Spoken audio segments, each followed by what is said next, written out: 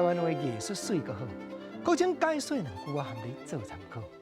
解说，解文说理。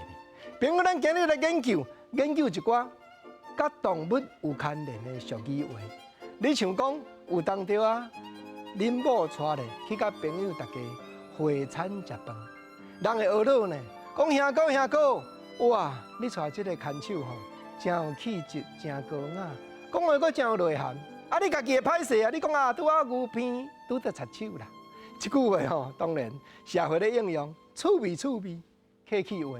各种捌伫台湾风俗志，日本时代这本册内底看到哦。啊，解说牛片拄着插手，伊另外佫讲，啊，佫一句俗语，意思安那会下，或者赤下下伊的骹。简单讲，姻缘天注定的啦。牛更偏更过，剩一条绳啊啦。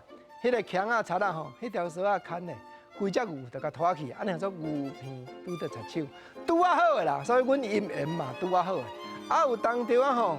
朋友安尼咧讲，连恁囝都学了，哇！恁囝真古锥啊，莫讲啦，平3岁囡仔，你甲看恁迄个，遮活泼，遮乐，啊，阮即个吼，下带啊，佫轻山狗下猪人哦，山狗下猪人，即句原来甲动物有牵连的俗语话术，无毋对。当然，即摆的时代吼。